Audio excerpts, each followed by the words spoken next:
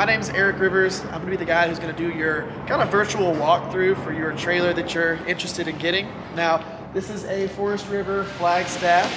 The basic way that I'm going to be doing this is I'm going to be going from the front all the way around, back to the front, and then we're going to go back inside and, you know, kind of show you everything, where all the stuff is, how to use it, things like that. And hopefully this will answer a few questions for later whenever you actually get this. So for one, we're going to start with our tongue jack. So the way that this is set up, you've got a switch for up and down. Whenever you hit up, it's going to raise the hitch up. When you hit down, it's going to lower the hitch. And then you're going to have a light right here on the front. That way you can do all these functions at night. Plus you have a little cap that's on the top here to be able to manually override this. You got a crank that you can crank this down and raise it up, lower it, do all of those things without having to worry about using power. Now behind that, you've got your propane bottles. And then you've got a regulator right here. You can actually turn this dial and see how much propane you have in each one. Right now, these are both empty. Whenever they are full, that will not be red, it will actually be green. These are bottles that you're going to be needing to actually take to a location and have them filled. These are not ones that you would exchange at like a Walmart or a Lowe's or somewhere like that where they have propane bottle exchanges. We'll cover that back up. Now behind that, this is going to be where the batteries are located. And for this one right here, you can either run a single battery or a double battery. Kind of is built for whichever one you want. It's really only necessary to have a single battery, but some people do run both. Then you've got a little connection right here to be able to strap this, we'll cover this right here down if you need to strap it down. And all you do is just come around to the bottom and strap it onto the little piece on the front. That keeps that pulled down. Now, below that, you've got your battery disconnect. It's right here. Right here. And then you just turn this dial. Green is on, red is turned off. You'd want to turn that off whenever it comes time to store the actual trailer. Now, while we're up here, I might as well show you a switch that we have on the side here. So this switch right here is for the docking lights, on and off. It is the lights that are on the front cap right here. Move that off. Now, as we come around the side, we're gonna have one of your controls for your extended jacks. Now, these are gonna be retract and extend. Retract, pull them up. Extend, lower them down. These are nice because you don't have to hand crank them. You can just press the button, call it done. Now, in this first compartment, we're gonna have the cranks that I was talking about. So the top crank is for the manual jack override. The bottom crank is actually for a slide operation, so that you can manually crank in your slides just in case you lose power to those. Then you're gonna have your griddle. This is really nice. It's easy to clean and easy to maintain. You've got the rack that it goes on, and I'll show you where that goes here in just a second. And then the power cable is behind that. And this is just a little extra table that goes on the same track system as this grill. Now, as you're coming back, I might as well show you this first. This is the track system that the grill is going to be located on. And then there's another one back over the wheels that the table's going to go on. This one right here is located for the grill because the LP quick disconnect is right below, right here. That's where you're going to hook up the propane line for the actual grill. Now, coming back over to here, we've got your water heater. This is both a gas and electric water heater. You can run both on this. Now, one of the things to know about this is before you actually turn this on, you want to make sure and open this little valve right here. If water dribbles out, that means you have water to the top, you can turn it on. Now, the thing with gas and electric is you can actually use them both at the same time. The gas will get the water hot quick, and the electric will maintain it so that you don't have to worry about having the gas running the whole entire time. Now, behind that, we've got our furnace exhaust. Be careful because this gets pretty hot right here whenever you have the furnace on. One of the things that we suggest for both this and this are dirt dauber screens. One screen goes over this. I know this is already a screen, but it's a finer mesh screen that will go over this, and then a screen that will go over this. And what that does is it keeps the dirt daubers from going in there and building nests and ruining those things, which is really important. Now below that, we have this hole right here. That's where you're actually going to put in the crank for the manual slide operation. You've got one here and you've got one towards the back for both the front slide and the rear slide. Now, as we're coming back, you're gonna have one of your low point drains. These right here are the hot and cold water lines. You just pull these caps off, it will drain all the water out of the hot and cold water lines, the lines that are going to your water faucets and your shower, stuff like that. Above that, you're gonna have the access panel for your refrigerator. This just makes it to where people can maintain the refrigerator without having to pull it out and do a bunch of extra work. Now, as we're coming up towards the actual awning and everything, we're gonna have the vent hood. You've got two little tabs that you can actually pop up, and this lets you open the vent hood so the air can vent out, and then you just pop them back in whenever you want to shut it. So for traveling, they'd be popped in. When you're at a location, you just open them up, let them be, and then close them back when it comes time to travel. Above that, we're going to have speakers here and on the other side of the door. What that's going to do is, of course, allow you to use your stereo outside. You've got a couple of zones. You've got an inside zone and an outside zone, and I'll be able to show you that on the radio here in just a minute. Now, above that, we've got your awning. The best part about this is it's an electric awning, and you don't have to manually crank it out or do anything like that. You can use it just by pressing a button on the inside. Now, right here, we're gonna have one of your TV mounts. So this right here just uses a quick connect TV mount. So if you wanted to put a TV out here while you're at a campsite, you can. Then you can just easily pop it off and pop it inside. You've got your outlet for power for that, and your outlet for your antenna or cable. Now, as we're coming back, we're gonna go ahead and have that other hole where you would crank the slide in. And then of course, our freshwater drain, which is just directly back here. The nice thing about this particular drain is, unlike the little T valves that you would typically have on trailers, you open that, it'll take all the water out of the fresh tank in minutes, which is really nice as opposed to an hour and a half with the other ones. You're gonna have your other retract and extend for the rear. Pull them up, lower them down. And then above that, we're gonna have our outdoor shower, which is just a shower head and hot and cold water lines. And then your fresh tank fill. So most of your water is gonna come in at this location. You're gonna have your tank fill right here. You come around, you're gonna have your city water connection, which is labeled city water connection below it. You're gonna have your antifreeze or winterizing connection, which has that label right below it. And then right up above, you're gonna have tank flush for the black tank flush.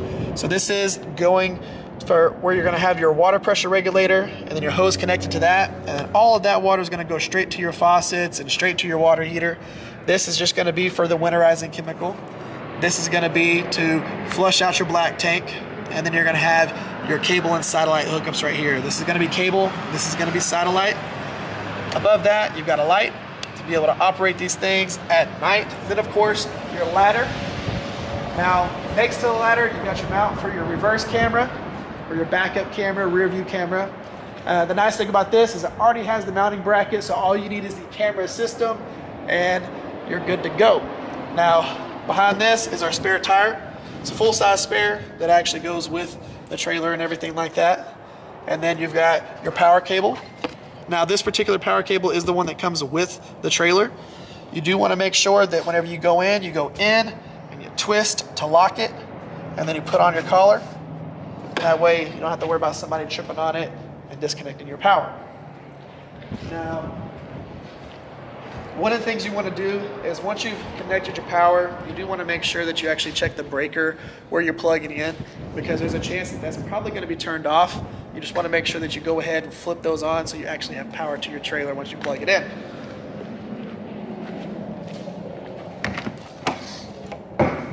This is going to be the compartment that's actually underneath the bed. So you've got access to it from here, plus you also have access to it underneath the bed itself whenever you lift that bed up. a lot of people will keep their power cable in here and some of their sewer stuff.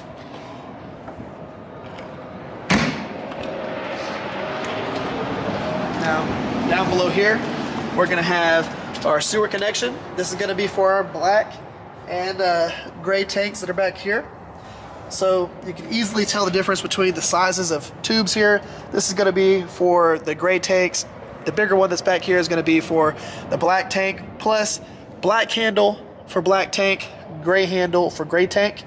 You do want to make sure that whenever you are using this with your hose connected to it, that you are really cranking this on, because if you're barely on, there's a chance that that hose can pop off whenever you open up your valves. So just something to think about there. Now, as we come forward, you're going to have another one of those for your gray tank number 2, and that's going to be directly back here. And you've got just a gray handle for it. The nice thing about that is you can actually use the same hose for each one. You don't technically need 2 hoses because you can drain them at 2 different times. If you wanted to do 2 hoses, I just suggest that you get a 20-foot hose. They typically come in 2 10-foot pieces. You take those 2 hoses, come together with a Y, and then put the Y down in the actual drain. That way you can go ahead and drain them both at once if you want to. And then we're back up to the front where the docking lights are. Now we can go ahead and go inside. Now that we're inside the trailer, we're gonna go ahead and be hitting on this piece right here last. So this is the kind of the area which controls the trailer. I mean, this is the buttons that do the slides, that do everything. So I want that to be the last thing because I want it to be the most relevant thing on your mind. So we're gonna go ahead and come forward and get to our refrigerator. Now with this particular refrigerator, the main control is right here up above the freezer. So you're gonna have on and off, and then you're gonna have one that actually does auto, gas, then it has a little check over here. Now, the only thing you're really gonna focus on is the on-off button right here. If it's on, it's flush. If it's off, it's pulled out. Same thing with this. If you're on auto, it's flush. If you have it popped out, it's only running on gas. So this particular fridge can run off of both propane and electricity, and it will do everything for you. You don't technically need to do anything other than making sure it's on and making sure it's on auto. So what will happen is whenever you get to a campsite and you have it set to auto, as soon as you plug it into your power cable, you're going to go ahead and have this, it's going to switch straight to electricity. And then whenever you unplug to actually go from there to a different place, it's going to switch to propane, and then it's going to run off propane, keep it cold, everything like that. And as soon as you plug it back in, it's going to switch right back to electricity. Now, something you want to think about is if you're going to be traveling from point A to point B, a lot of people will turn their bottles off. You need to have at least one bottle on to be able to operate this particular fridge if you want it to stay cold while you're traveling. So it's something to be mindful of. Now, whenever you're coming through and you have your stovetop and your microwave and all that, for the stovetop, you can lift this piece up. But before I do that, there is a knife storage back here. A lot of people think this is a vent. It's actually for different size knives. Then we can go ahead and fold this up. Now, when it comes to the stove operation on this, you're going to have these 3 middle knobs. They're going to do the actual stove top, and then this one's going to be the oven. Of course, we don't have any propane in it right now, but if propane was flowing, this would change color. And of course, no propane is flowing right now, so it's not doing that. You do have lights. That's the oven light. But whenever it comes time to actually ignite this, you're just clicking this, just like a grill.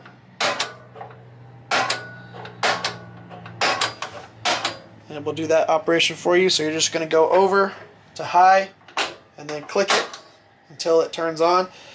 Whenever this is your first time using it, whenever it hasn't been used for a while, you might have to let that propane flow for just a second and click it a few times until it actually lights, and at that point the propane has filled the lines and it's good to go.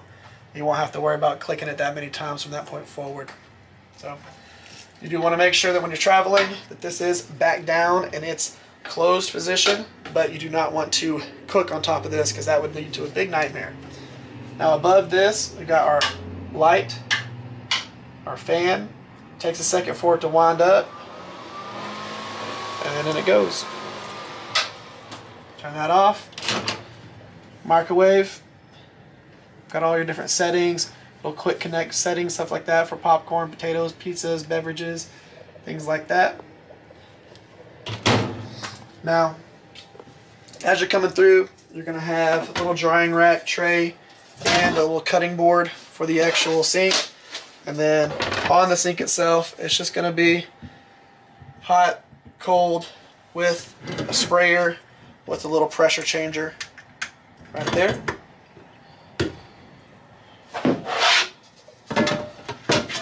Right now this unit is winterized, so there's no water in it. That way we don't have to worry about it freezing or anything like that. Now you're going to have a few things on this wall. Of course you got plugs, USB ports, but this is where your inverter control is going to be. Turn it on, turn it off. We don't have batteries on it right now, so of course turning it on is not going to do anything.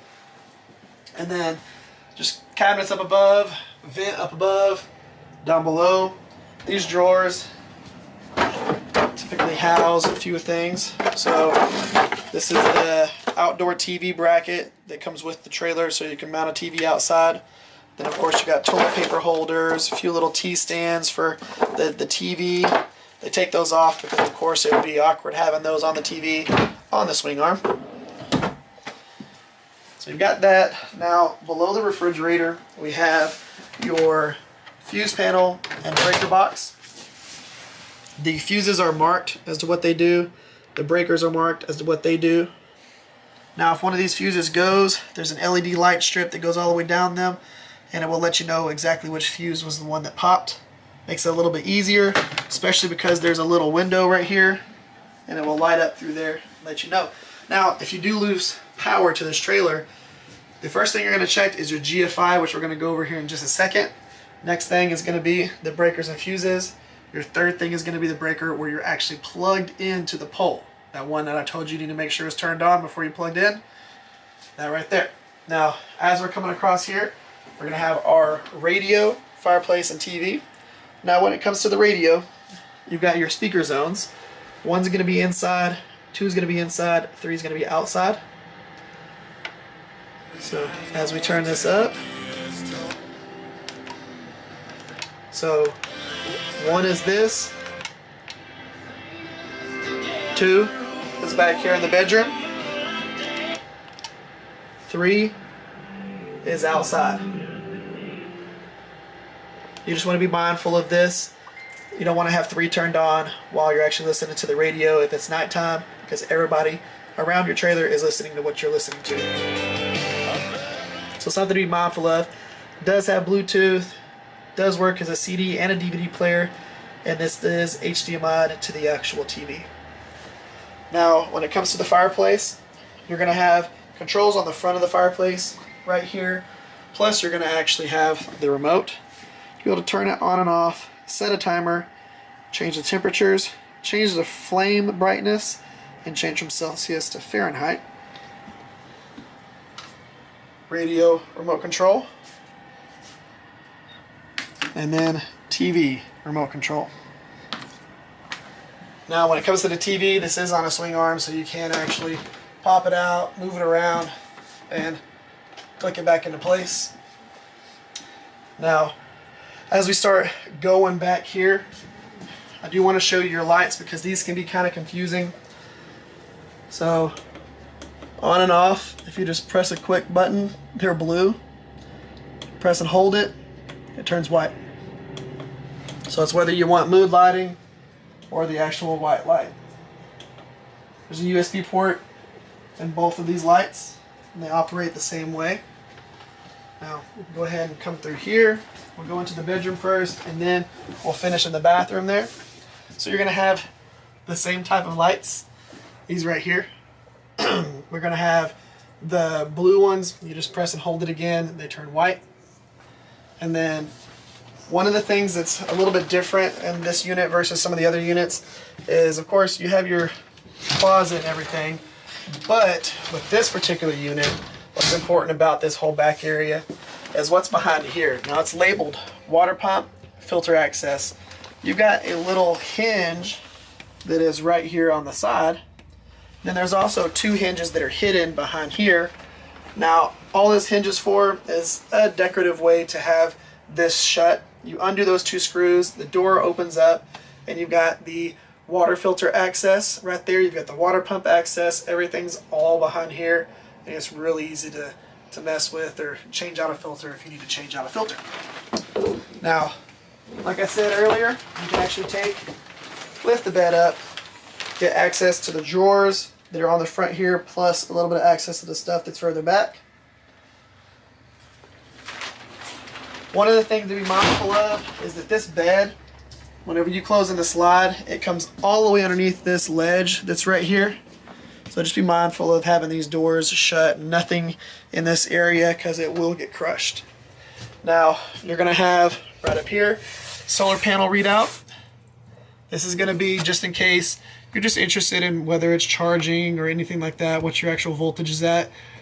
You're not really going to ever mess with this. This is more for people who are going to change battery size or go to lithium or add extra solar panels or something like that. They need to go in here, change the settings, and make sure that this is actually understanding what power is coming in and what power is going out. So if you're not going to do any of that, you can just leave it be. Now, the other thing, a lot of people ask us questions about these little guys right here. These are thermostat sensors, so that it knows what the temperature is in here, and it can actually change the temp as necessary. And of course, light switch. Once you get inside the bathroom, this is where your GFI is going to be located, right here. Now, one of the things that's kind of hidden in this bathroom that a lot of people don't know about is underneath, in this area that's behind here, there is actually a subwoofer right back there. So there's a subwoofer right here. So whenever your stereo system's playing, or you have it set to for this, TV sound to come out through the radio, the bass actually comes from here and it goes through everywhere. And they just figured that was actually the best locations for it, for sound and things like that. So subwoofer is behind there. Shower, you got this little latch right here. You want to make sure that this is latched at all times while you're traveling. Open it up. You're going to have your shower head. This has the water miser system. And one of the things, or the shower miser, you want to make sure that if you're going to utilize this, for one, whenever this valve is turned, what it's doing is it's recirculating the water down into your fresh tank. So what will happen is, if you're using your fresh water, so it's not wasting it by letting the water come out of the shower head and go into your gray tank, it recirculates it into your fresh tank, and until it gets hot, none of the water is getting wasted. It's just recirculating. Once this turns white, then it's good to go. You flip it down, go ahead and use your shower. But if you are connected to city water, this is not necessary. Because if you do that, what's happening is that water is not recirculating back into the freshwater, water line that's coming into the trailer. All that fresh water that's coming in from the hose is going straight into your fresh tank. So you're just filling up your fresh tank. It's not really doing much for you. It risks overflowing your fresh tank. So only utilize this whenever you are dry camping, utilizing the water that's in your fresh tank. And of course, if you have questions about that, feel free to reach out to us. Now, other things are going to be just vanity, your commode,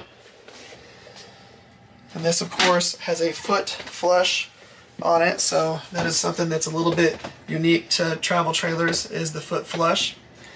Then, of course, light in here, and vent. For this particular vent, you pull down, open it up,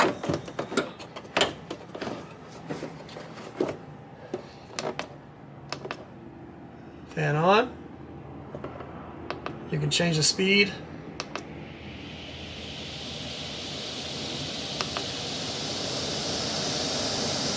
Turn it back off. Close the vent. And there's of course a max air cover on this one. Push that back up into location and you're good. Now, one of the things that we're going to be ending on is this whole setup right here. There's a lot of information to know about this. So for the first part, we're going to be doing the actual thermostat setup. you're going to have mode, zone, and system. So system is going to be if you wanted to actually go through and turn on and off both ACs. Zone is going to let you switch between zone 1 and zone 2. Zone 1 being the front area where the kitchen is, towards the front of the trailer. Zone 2 being the bedroom.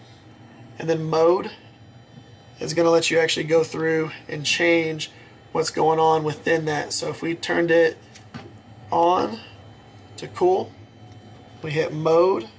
Well, go back to zone 2. Hit mode. It lets you actually change these. You see what's changing around here. Off, cool, high, cool low, cool auto. We go to zone 1. We're going to get fan high, fan low, off, cool high, cool low, auto. And then system one more time. We're going to get heat, heat gas, off, and then zone, heat electric.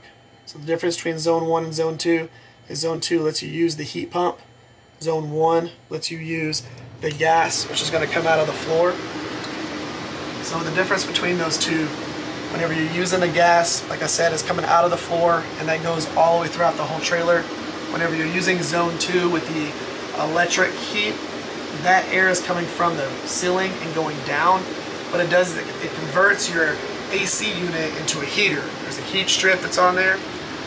One of the things that you got to be mindful of is with the heat pump, you can only use it above 40 degrees. The whole point behind that is if it gets colder than that, because it's pulling air through that grill right there, the actual condenser itself, it's pulling air through there, and whenever it does that, you have a chance for it to ice over just as if you were using the AC. So it's just something to be mindful of. So zone 2, which is over the bedroom, you can use electric heat. Zone 1, you can use gas heat. I've got both of them winding themselves down right now. Now, one of the things I do want to say, this is going to be your up and down for your temp whenever you have it turned on. So if we had it on, let's see, zone 2, and we wanted to go up, just like that. And then we go ahead and turn it back off.